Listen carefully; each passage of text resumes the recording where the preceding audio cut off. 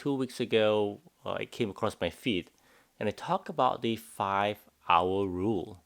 Now, any one of you know what a 5-hour rule is? So basically, this is something that Bill Gates, Jack Ma, and Elon Musk do, or basically, I would say those that are consider them as smart people, right? Those are they are very successful in their life, and this is one of their key ingredients to their success. So, what is this 5-hour rule? 1 hour a day of learning, and it is deliberate learning. And what it means is basically you're taking on this mentality, this mindset, this learning mindset. This is something that we've heard before, sometimes called the growing mindset, right? You've heard about fixed versus open mindset.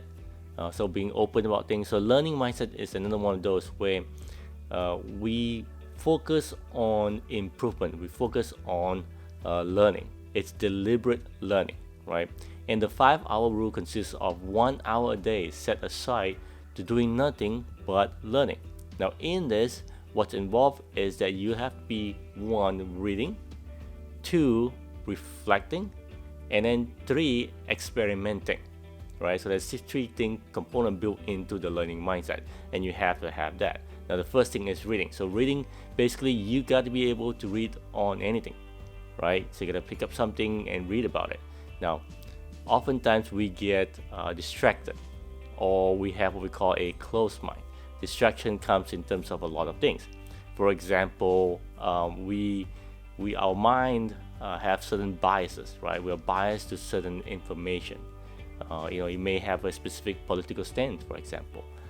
In today's world, you may see certain things and say, hey, you're rejecting it because you don't because you feel like it's a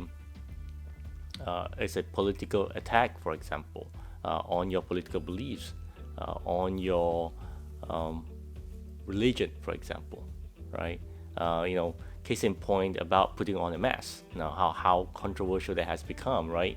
We gotta be open to reading, gotta be open to learning about a lot of things. Now, sometimes it's hard for me too, right? Sometimes it's hard for me to accept certain things. Sometimes it's hard for me when people say certain things bad about America, for example. I'll jump right in.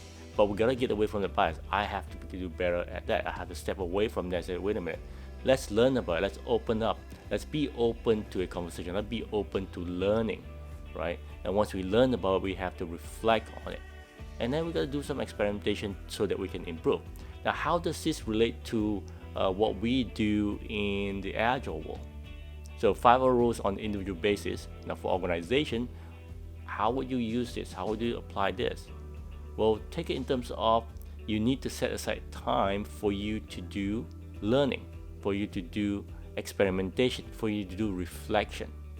Now, how do you do that? So built into Scrum, there is a part where you do retrospective. That's a reflection part. Now, when do we get to do experimentation? Maybe you build into a story into your Scrum cycle, or maybe you do a hackathon, for example. Now, I remember working for an organization before where every quarter we have set aside 24 hours to do hackathon. So from Thursday all the way to Friday, we do a hackathon session. And I know a lot of organizations does that too. I think Atlassian does that. I believe Spotify does that too. So that's the learning mentality. That's the learning mindset.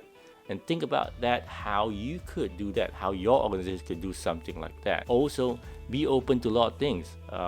Reading is one of the key components of this. So a book club, for example. I remember working with a team and how the team improved because they were open to setting up a book club.